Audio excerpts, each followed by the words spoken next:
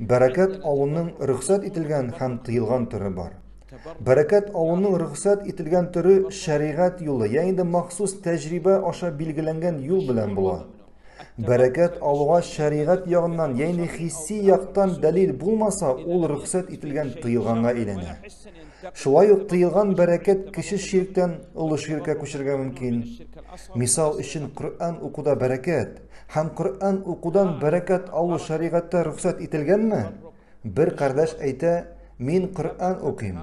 Коръән укудан бәрәкәт аласым килә ди. Әйе, бу дөрес.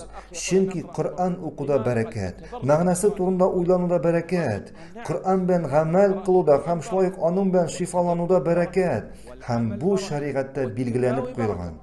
Мисал өчен Шейх Исламның китаплары, 4 мәзһәб имамнарының китаплары, алар калдырган гыйлемгә Аллаһ бәрәкәт биргән. Әйе, бу бәрәкәт шәригатьтә килмәгән, ләкин без аның бәрәкәтен күрәбез, тоябыз.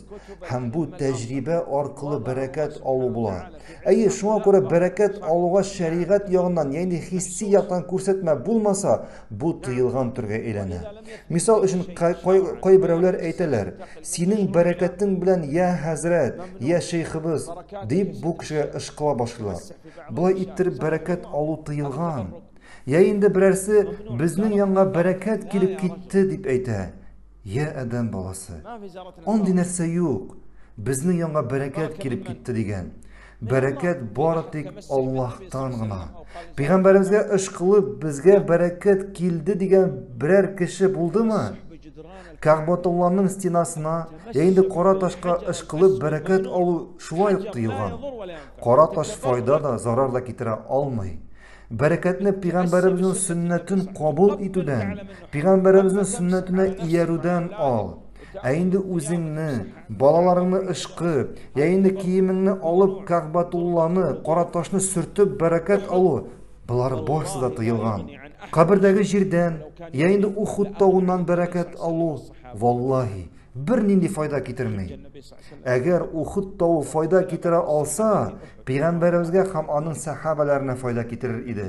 Пәйгамбәребез, Аллаһның аңа салаваты һәм сәламнары булсын, Ухуд тауында яраланды. Сахабалар үтерелде. Файда китерүче бар тик Аллаһ кына. Шуңа күрә бәрәкәтне рөхсәт ителгән юл һәм тыелган юл белән алып була. Рөхсәт ителгән юл ул шәригать күрсәткән юл. Коръән уку мәсәлән, я инде хисси тәҗрибә юл белән 4 мәзһәб имамнарының гыйлеме мәсәлән. Менә бу мәчет бәрәкәтле дибез. Менә бу мәчет бәрәкәтле дибез. Хәзер инде бу мәчеткә ышкынырга кирәкме? Юк. Бу мәчет ни өчен бәрәкәтле? Чөнки анда Аллаһка зикр кылына, дини җыелышлар, дәресләр үткәрелә һәм башкасы.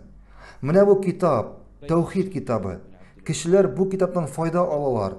Әмма дә ләкин бәрәкәт алуга шәригатьтән, я инде тәҗрибәдән дәлил булмаса, бу бәрәкәт алуның тыелган түренә әйләнә.